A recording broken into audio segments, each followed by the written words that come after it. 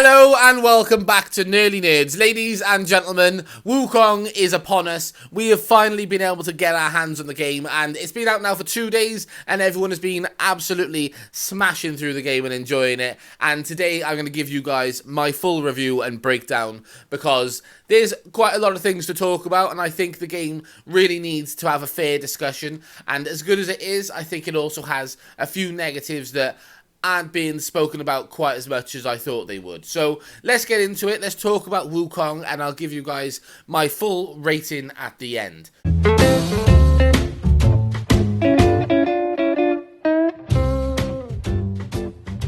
So, when it comes to this game, I think genuinely we know the source material, whether or not you've read the books or seen the TV shows or just know about the story in general. Obviously, we know that it inspired Goku, so there's a lot of things that come with this story. But when it comes to seeing it put down into a video game, I think it's very easy to get wrong and quite easy to sort of go in the wrong direction of stylizing this game.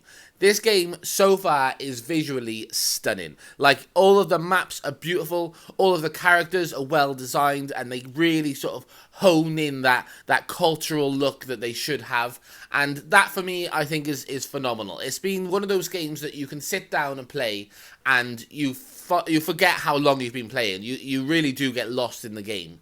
The difficulty is, I think, almost just right. It is a little bit easier than I'd say things like Elden Ring. I'd say it's quite predominantly easier than those games, but there are a few enemies that you get to that are a little bit annoying, that don't quite have the same sort of fluidity to them as some others, but we'll get into that in just a second. But generally, the game is a really stunning game, and I really like the way it's stylized, and the story is being told in a really authentic way. And there's one element of the game that I think is just so spot on, and that is when you finish each chapter, you get a cartoon, like a cartoon telling you a story, but it's stylized in different ways so far. So every time now that I've had it, it's almost like it's been created by a different animator. So we've had one that was stop motion, and we also had one that was like pastel. It's been really, honestly, really quite cool. And for someone who has a history in animation, it has been so breathtaking for me to see. And I can't give that more marks. It's just such a cool way to tell a story. And it comes in at the end of each chapter, and you get a real sort of like sit down moment where you can sort of sit and just enjoy the screen and enjoy the visuals. I love it. I think it's a really cool addition that I think more games should lean into. But when the rest of the story is being told, I mean, I'm trying not to give too many spoilers. I'm not going to give like physical spoilers. I'm not going to give like detailed spoilers. But the way that the story is told and followed through in chapter 2, I think is such a cool way of doing it, and it's really quite funky. So yeah, I think the story is being told in such a beautiful way that it really does pay homage to the original tale and the original story. So I've got no qualms whatsoever with the actual story being told. I think it really is top marks. Like I said, the way the game looks, again, I think it is fully top marks. There is not really anything that you can downplay. There's a few like technical issues that I think a lot of people have mentioned. Like every now and then, if you're a little bit further away from an enemy, it'll be a little bit jittery, which isn't a problem. I can look past that. We've played many games. I mean, I'm a Bethesda fan, so I'm used to glitches and bugs and all that sort of stuff. So that to me isn't a negative. I'd say if anything, it kind of adds to the charm of the game. So yeah. The visuals stunning. The storytelling is out of this world. I think the storytelling is above a 10. It is so good. But then let's get into the actual gameplay itself and how you fight. I find the fighting is a little bit repetitive. It's still really fun. The dodging is extremely satisfying when you get the dodge and you get your little like duplicate that stays behind if you get like the perfect dodge. I think the dodge in itself is really satisfying. The actual attacks are pretty much just square and triangle, and then you can like bend in obviously all of your magical abilities, which I think are the most ideal way to sort of break up the fact that you're pressing square and triangle 90% of the time.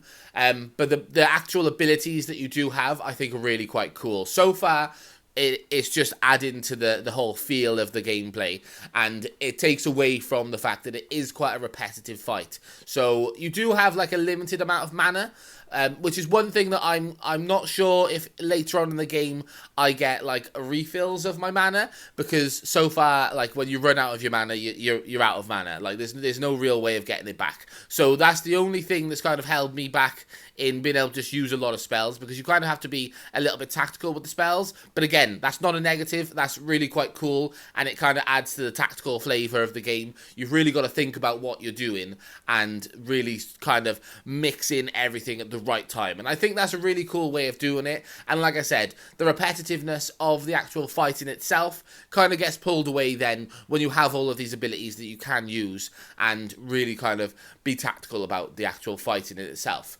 When it comes to boss fights, I've not really had too much of an issue, apart from one boss, which I'll get to in just a second.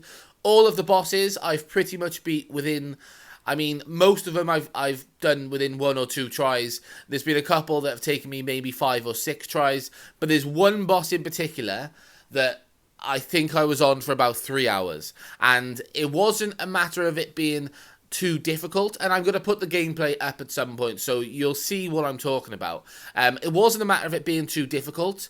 There were elements of the fight that were, in my opinion, unfair, and I'm not sure if anyone else has spoken about this fight yet, but there was, I'm not going to tell you the fight itself and who it is, but I will give you kind of a clue on the way it acts, especially for those who have played the game will know. So you have kind of a wind wall that is like sand, and it creates a big spinning circle around the boss fight. So you have like an initial fight, and then once the fight gets to about 3/4 health, it becomes like a big arena of like a spinning sandstorm. That fight, right, it has a lot of elements where the enemy itself is just swinging wild, so you kind of have to be very much on your game. You're diving a lot, you're trying to dodge a lot. That isn't the end of the world, you kind of expect that. But the biggest issue is the actual arena that he creates with the sand wall is an invisible wall. So if you are engaging with the fight too close to that wall, you can knock him behind it, and then you can't hit him. So quite often, you'd use your special abilities to like jump on him, but he's behind that wall, so he'll fall over and you can't hit him.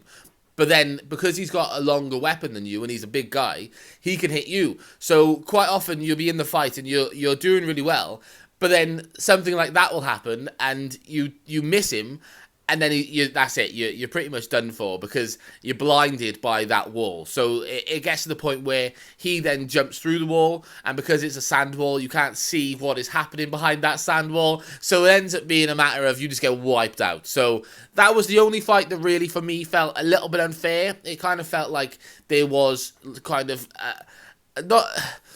It was difficult. It was very difficult, and also it had the kind of bullshit factors, which I'm going to explain it as bullshit factors only because it was just a matter of the invisible wall. I thought was quite unfair, and also the fact of there's just a lot of blind spots. The moment you get hit with the area of sand, it's a blind spot, which isn't, like, I understand is part of the actual fight itself, but when you're constantly blinded within the fight, it becomes a bit of an unfair situation. So that's kind of the only fight that I thought was a bit difficult and a bit unfair. But generally, I thought it was still a fun fight.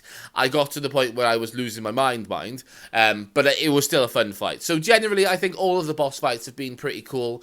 Definitely very cool designs and extremely well thought out. This was the only boss fight that I thought was maybe a little bit unforgiving. But generally, I would happily give the boss fights probably I'd say a 9.5. This boss fight is the only one that kind of gave it a bit of a negative, but overall all of the boss fights have been really quite cool, and then what comes from those boss fights has been really nice and really refreshing. But generally, the game itself is just, it's a breath of fresh air. Coming from games like Elden Ring, and I've been playing a lot of Dark Souls, as you guys have seen on the channel, it's nice to have an open world that isn't open, if that makes sense. It's very similar to Dark Souls in the map sense. I'd say this game fits more of the God of War route, so especially the most recent God of Wars, it kind of feels like them. It's a lot of mythology, a lot of storytelling, and the way the maps are laid out, you don't have like an open world, you have selective routes that you can go down that all kind of reconnect and come around to each other, and it opens the map up, and you have like shortcuts that you can create. It is, really speaking, a Dark Souls, God of War kind of game, especially with the difficulty. I'd say the difficulty is around that of God of War. Maybe a little bit harder than God of War, but I'm not quite sure. It kind of teeters.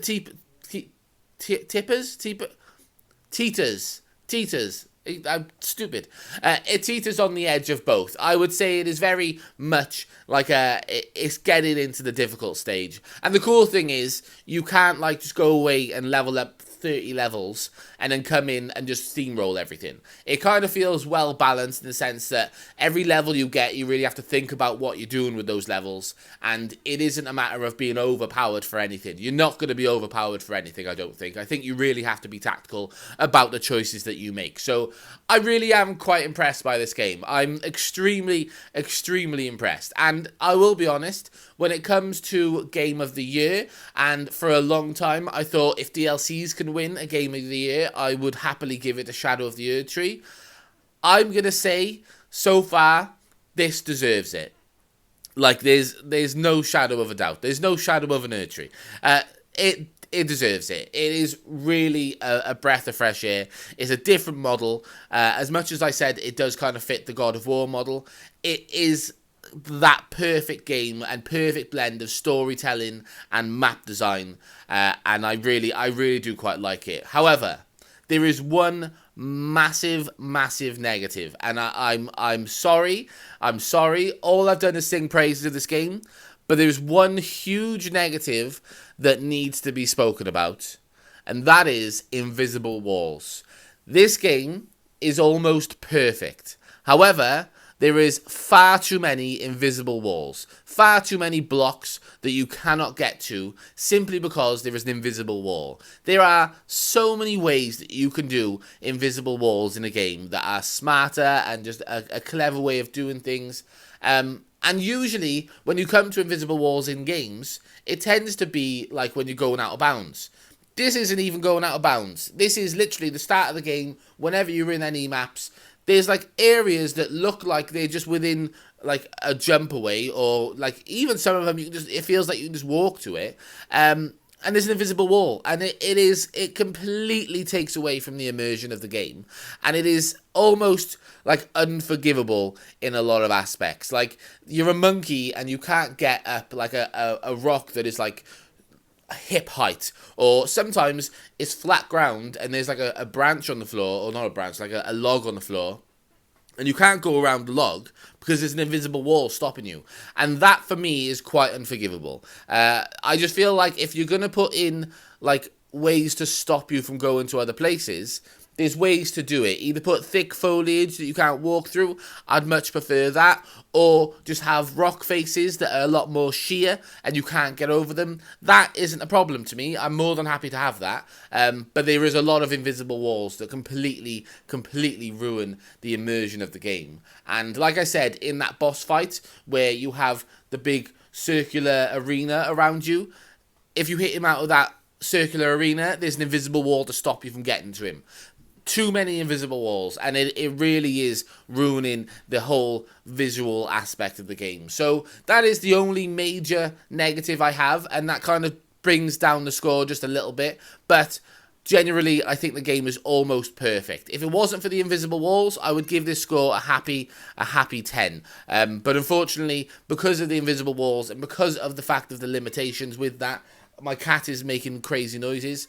And because of the limitations that gives us, I'm going to give this game a 9. And that's still a great score, and I still recommend this game to everyone who is existing in this world. I think this game is a perfect game, but it just has that one issue that can be ignored if you're happy to ignore it. But there are times where you think, come on, like that it looks like there's a route by there, but you can't go down there. So, yeah, game absolutely phenomenal. Definitely deserves Game of the Year. It is really, really quite cool. I will do an updated review or conversation about this game when I finish the whole game. But I really wanted to get into to talk to you guys and kind of check in with you. I've had this week where I've had a very busy week, and obviously I've started streaming on Twitch. So whatever I do over there will then be processed and brought over to YouTube. Whether or not actually I might even just move the stream into YouTube. Let me know in the comments what you guys think, if it's worthwhile just streaming on